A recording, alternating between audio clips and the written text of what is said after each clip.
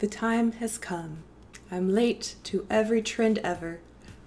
But I guess that doesn't really matter when you're already uncool. Hello and welcome to my channel. My name is Mira Scarlett and today I'm going to show you how I created a fall version of the viral strawberry dress designed by Lyrica Matoshi. I decided that I wanted to do like a fall kind of autumn version of the strawberry dress, not because I don't think the original strawberry dress isn't anything short of amazing, but it's not really my personal aesthetic. It's not really my style. The strawberry dress, in my opinion, just seems like a more like spring kind of summery dress. So I wanted to make an attempt at making something more that I would wear in like a color palette that I like. Also, fall is my absolute favorite season and my favorite weather. It's my favorite time of the year. And I just wanted to dedicate a project to my favorite season. I got the idea to make a different version of the strawberry dress from Rachel Maxey, who is a very fun YouTuber who is as hilarious as she is talented, and a while back she made a Halloween version of the strawberry dress. I also wanted to give a huge shout out to Madison Macquarie. She tackled DIYing the strawberry dress a while ago, and she also uploaded a video showing her whole process, and it was extremely helpful for me in understanding how to construct the dress for my own version. I would have struggled a lot more with this project if I didn't have her video to reference, to be honest. So huge shout out to all of these creative people that helped inspire this project. And without further ado, let me show you how I made my fall autumn version of the iconic strawberry dress. I sketched up my idea in Procreate and acquired all the materials I needed to make the outfit from Joann's. I obtained about 4 yards of cheap orange polyester satin, an invisible zipper, 5 yards of red tulle, and 3 different colors of glittery iron-on vinyl.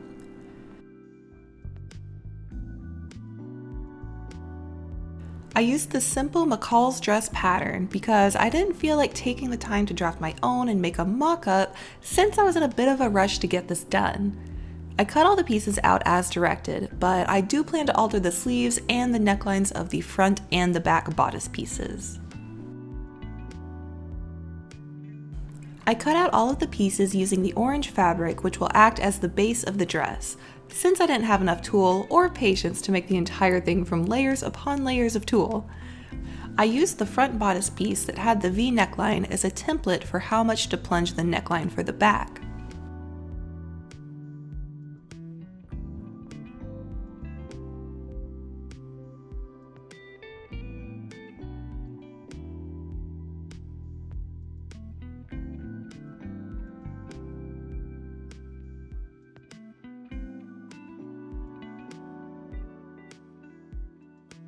For the sleeve, I shortened it to where I wanted it to lay and then extended the sides by about 2 to 3 inches, so later when I gather the top and bottom of the sleeve, it will create a nice rounded poof.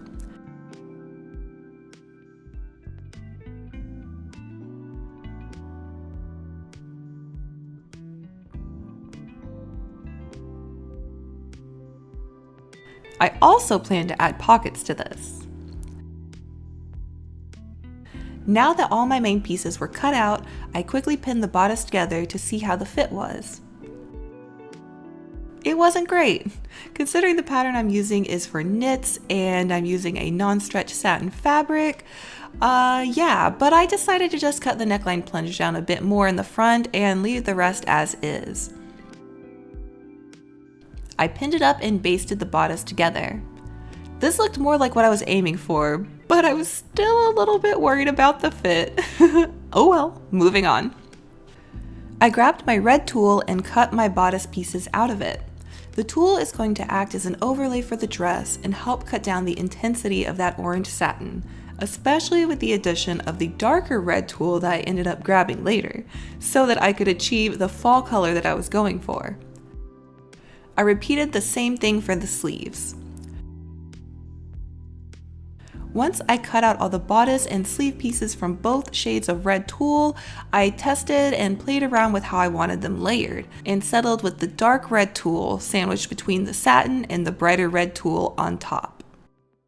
Now I needed to create the gathered layer for the front of the bodice. I did this by using what I thought was the front bodice pattern. Turns out it was the back, but I fix it later. Anyway, the concept is the same. Take that bodice piece and extend it by 10 inches or more from the center, ignoring the neckline cutout. Leave the armhole in the side untouched so it will line up with our bodice when we arrange it on top later.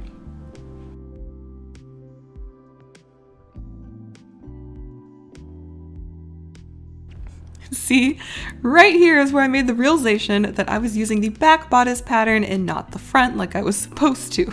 I was quite mad. So I just adjusted it for the front piece, no biggie. I grabbed my bright red tool again and cut this piece out and set it aside.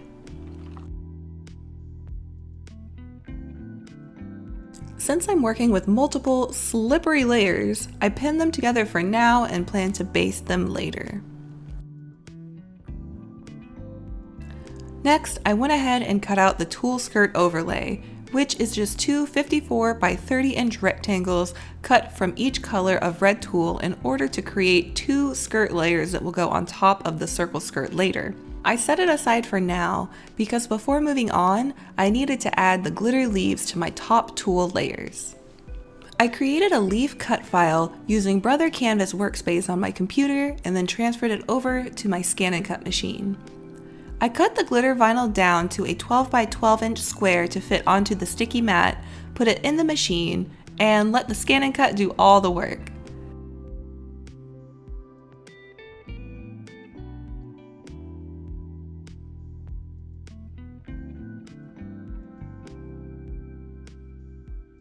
Once all the leaves were cut, I removed it from the machine, removed the excess vinyl, and was left with just the sparkly leaves and the clear protective liner.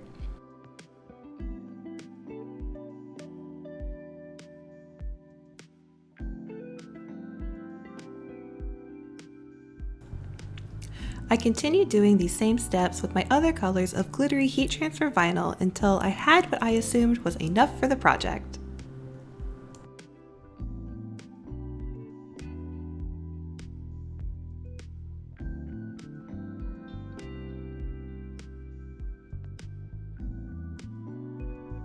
I then cut out all the leaves individually so that I can place them exactly where I want them on my tool.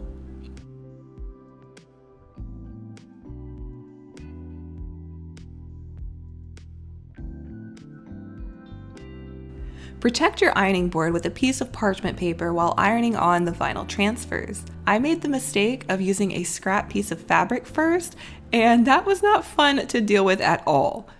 I'm going to be adding these leaves to the bright red tulle layer for the bodice, sleeves, and outer tulle skirt layer. For each piece, I arranged the transfers where I wanted them to create a pattern.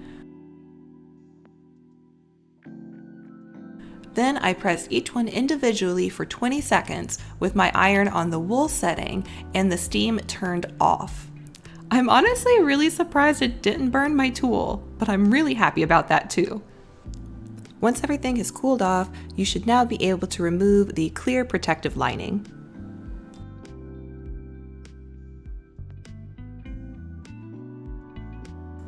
Look at how pretty that is! Here's how the bodice pieces look with the leaves added.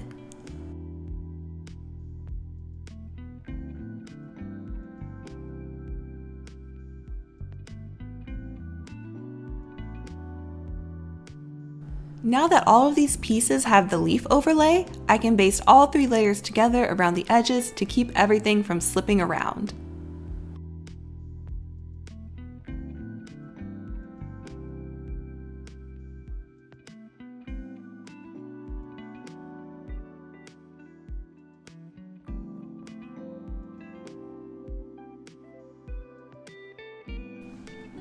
And there's the bodice pieces so far, happily basted together.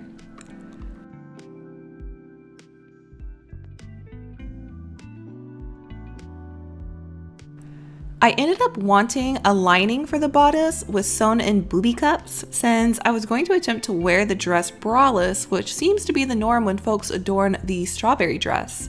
It's also really one of the few options you have for a dress with such a plunging neckline. I used a stretchy performance fabric, cut out the bodice pieces from it, and sewed them up.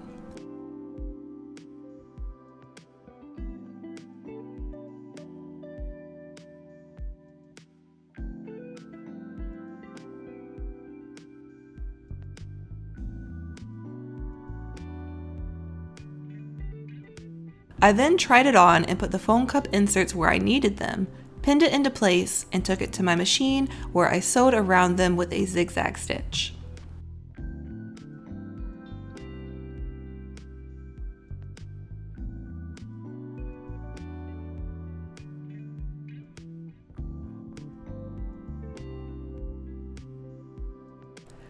Next, I returned to my tulle overlay skirt pieces. Remember the 54 by 30 inch rectangles? I previously cut 2 pieces from both the red and the dark red tulle, and now I'm pinning the 2 dark red tulle layers together along one of the 30-inch sides and sewing them up.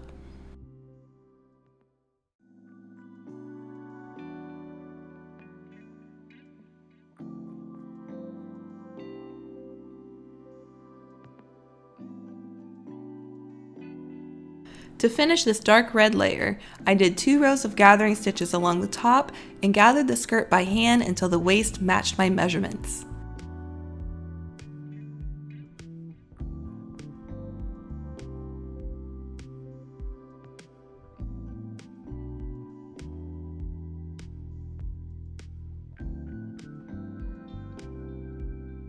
Here's a quick look at it on my dress form. Don't worry, I'll be adding the base circle skirt layer cut from the orange satin in a bit. I then did the same thing for the bright red tulle, sewed up one side, but I didn't gather this one yet, because first I had to add on the leaf transfers to this big old piece that's going to be on the outside. Since it was hard to make sure the pattern was consistent on this large piece, which now measures 107 inches by 30 inches after sewing it together, on my tiny ironing board, I instead spread it out over my sewing table, using several yards of fleece folded in half to absorb the heat from the iron. I pressed each one down, and now the most complicated piece to cover in leaves was complete. This took quite a while, but I'm happy with how it turned out. Now it's time to gather it up just like the previous dark red layer. You can use an overlock machine or a ruffling foot, but for more control, definitely use the hand gathering.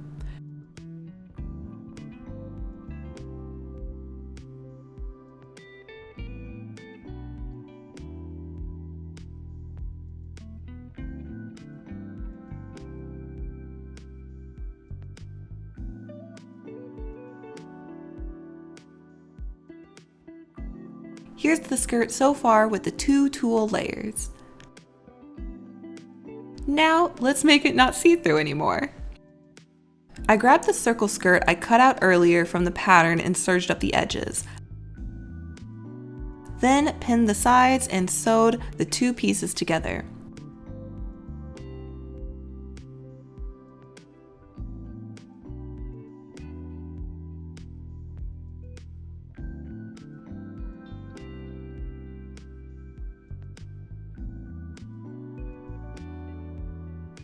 Afterwards, I hemmed the bottom by turning it up by about 1/2 of an inch.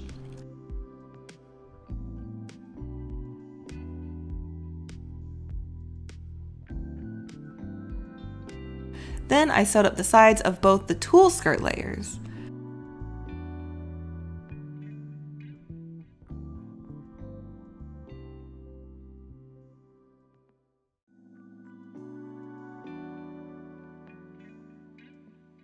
Once all the skirt layers were sewn at the sides, I put them in the correct order, matching side seams, and then pinned all layers together at the waistband, adjusting the gathers as I went to make sure everything fit together nicely.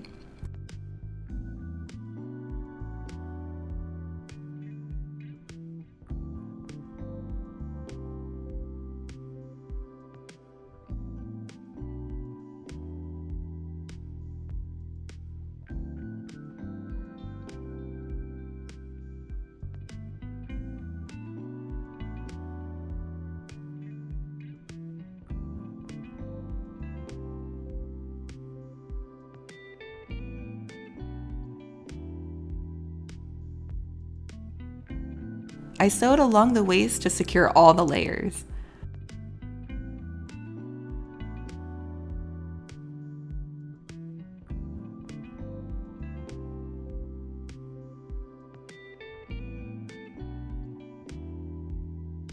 The skirt will be sewn to the bodice later, but for now, I have to actually finish the bodice. Going back to it, I start adorning the glittery leaf transfers onto my extended bodice front piece, the same way I did with the other pieces.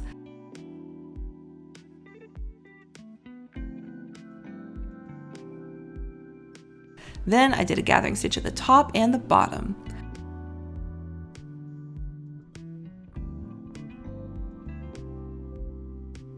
I fit the gathered pieces to the front bodice pieces, matching up the armhole edges and adjusting the gathers to fit at the shoulders and bottom.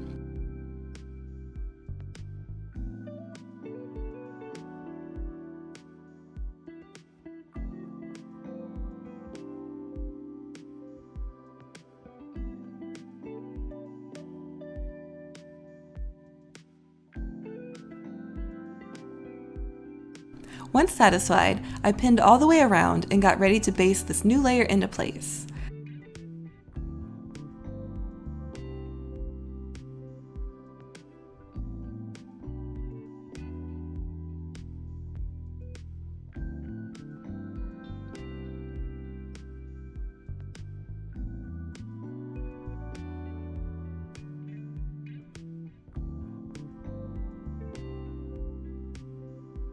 Now all the bodice pieces are complete. I assembled them right sides together and sewed them up at the shoulders and sides.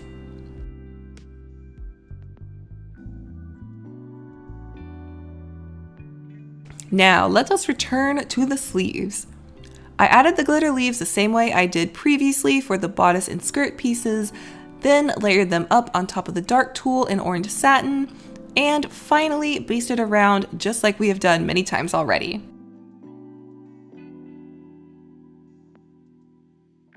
Except this time, my bobbin finally ran out of thread. It's always an inconvenience.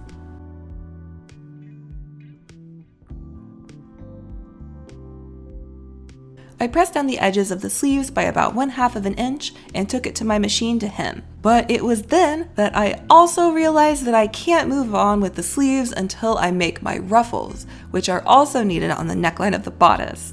So that's where I am now, cutting out a bunch of 3-inch wide strips of tulle. I didn't count or keep track of how many I ended up using because I just really hate math. The bottom of the skirt also needed ruffles, but needed bigger, longer ones, so for those I cut out several 8-inch wide strips. I took all the strips to my machine and sewed them together.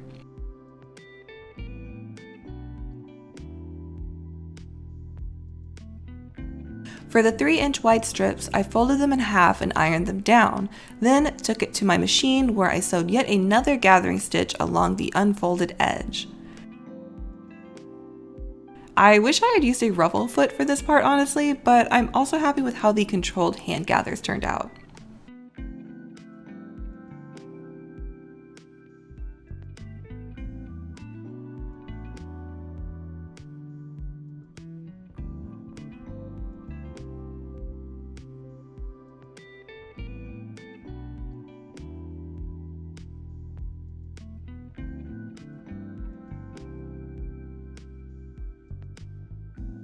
Time to confuse you with my constant skipping around. Back to the sleeves. I really didn't know what the heck I was doing at this point, so I hemmed the bottom of the sleeves and left a channel for some elastic. Since I didn't know where to put the ruffles without messing up the channel, I just pinned them to the back so that the edges of the ruffles poked out enough, but also didn't interfere with the elastic channel I had created.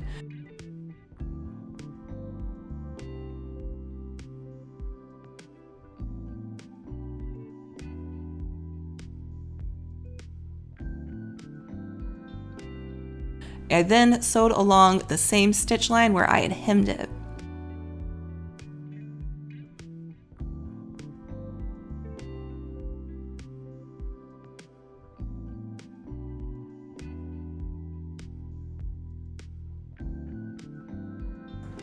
Using my bodkin tool, I attached it to the end of the elastic and fed that through the channel I had created in the sleeve so that it would gather the bottom part of the sleeve and also fit comfortably around my arms.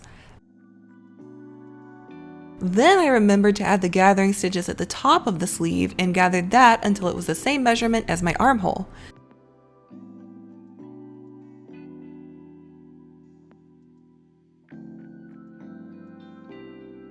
Then I sewed up the sides, thus completing the sleeve. I'm sorry if that was an all over the place explanation, but I barely knew what was going on and it was just very out of order. But there's the sleeve. Woo! Then I added the ruffles all around the neckline of the bodice and basted them in place with my machine.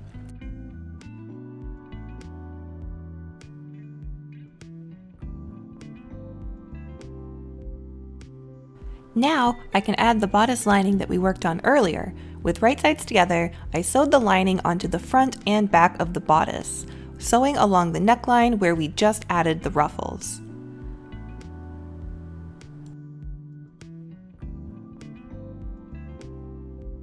It is really starting to come together. I did a bit of top stitching along the neckline ruffles so that they would lay a bit nicer and also secure the lining so it wouldn't shift.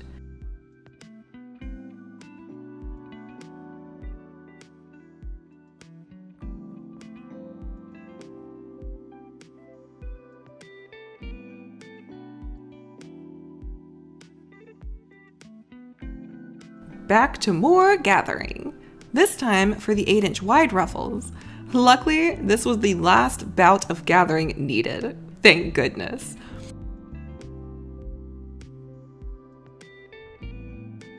Once done, I added the large ruffles to only the outer tulle skirt layer.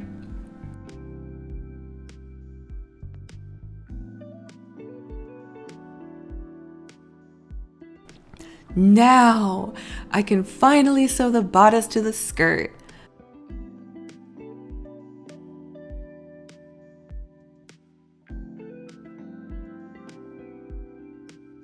Since I was kind of in a hurry and may have been up until 7 a.m. finishing the dress before my shoot that day, I didn't film installing the zipper, the pockets, or the waist ties, but here's the full reveal.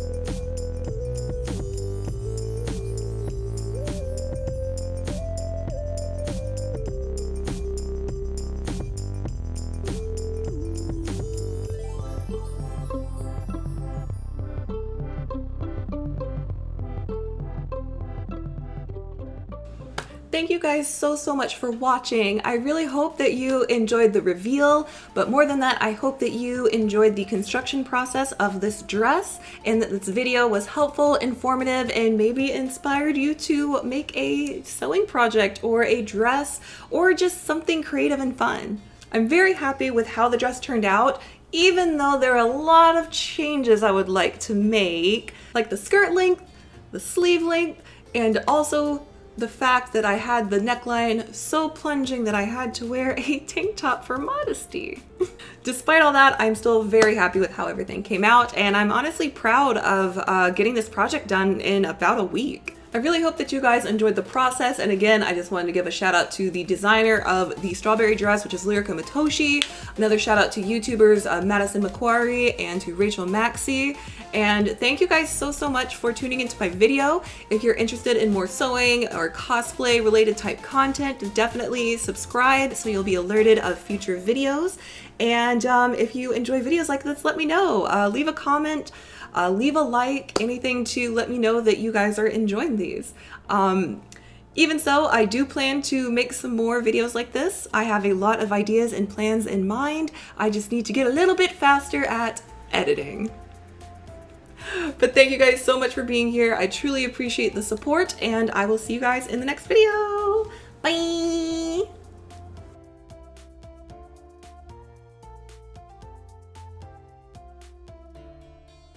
And a special shout out to John Fillers, Jamie, and Eric Bolanos.